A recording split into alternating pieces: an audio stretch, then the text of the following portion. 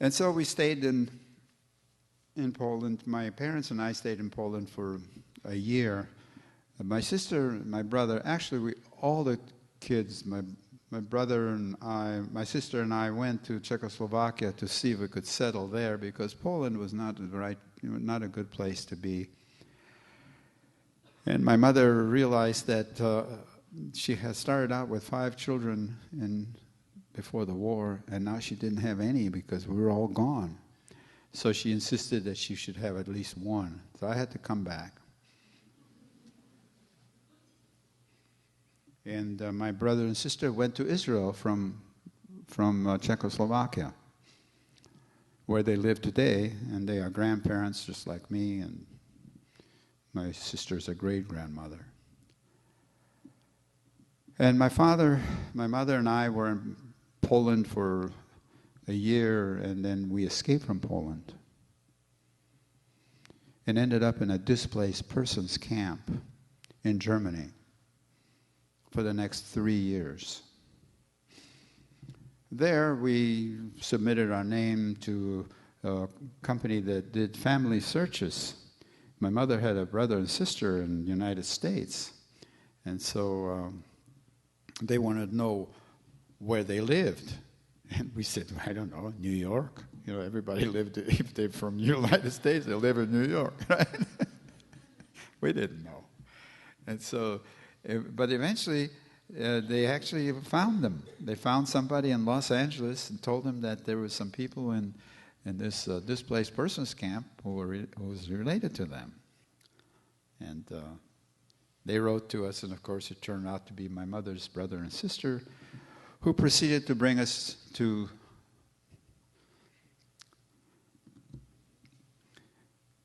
the New World.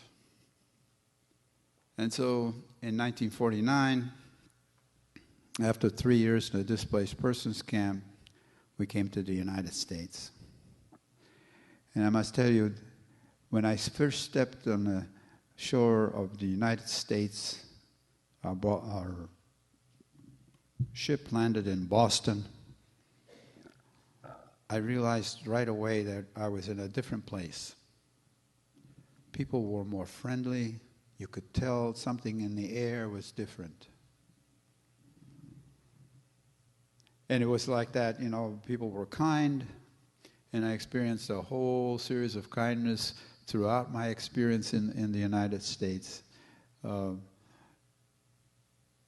on a daily basis.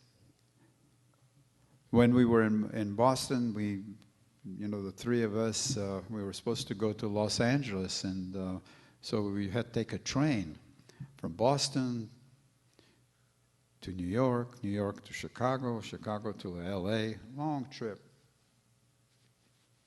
So the 3 of us are sitting there in this railroad car, a lot of people around us, and they could tell we were refugees. I mean, we spoke this strange language to each other.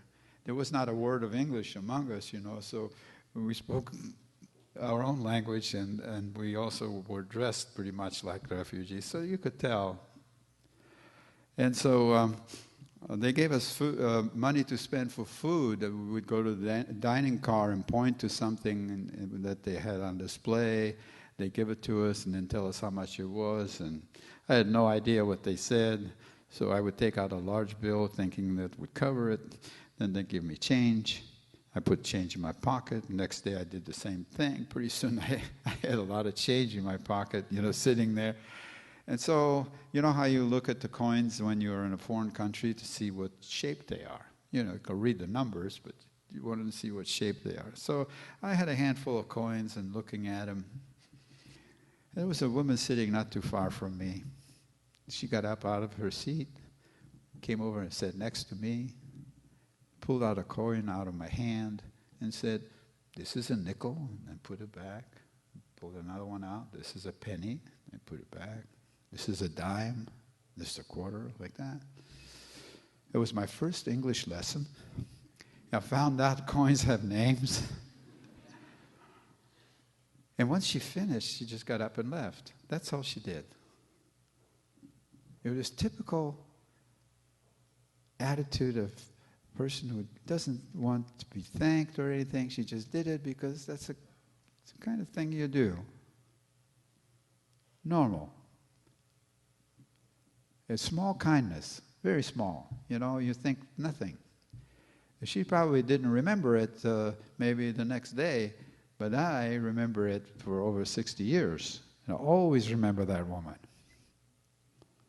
It was a nice, kind thing to do. And I experienced these kind of kindnesses over and over again, my whole experience in the United States. Well, when the train came to a stop in Los Angeles, during the time that I was in the DP camp, somebody gave me a hat to wear. I was 16 years old. I was going to be an adult. I wore a hat like the kind that Dick Tracy wore or Humphrey Bogart, that kind. And so I was wearing that hat the whole time and the whole 3 years in DP camp.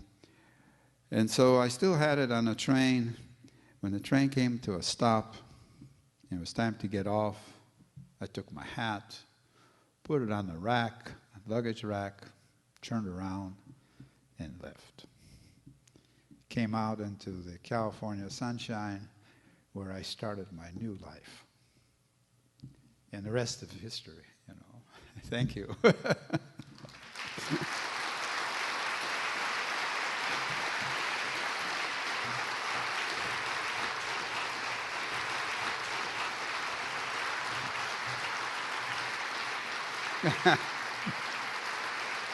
Thanks. Thank you very much. Thank you. Thank you all.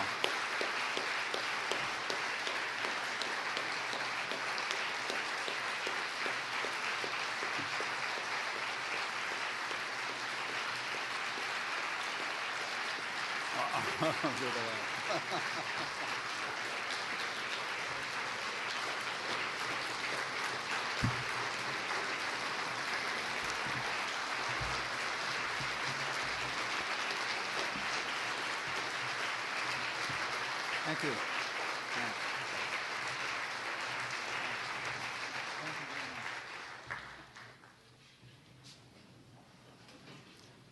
Well, I would very much like to thank Leon Leyson for his inspirational words, for the sharing of his story.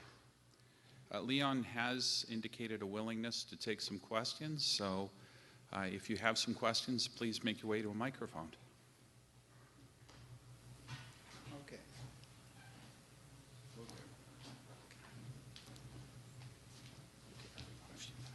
Yeah. Oh, just make them easy, okay?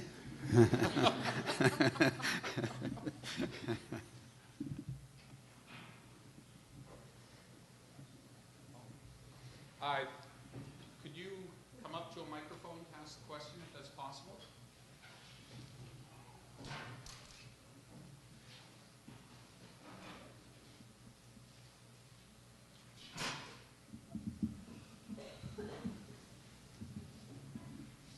Sir, there was a book by Mr. Brown that was written after the movie was made. I'm sure you're aware of that book. Mm-hmm.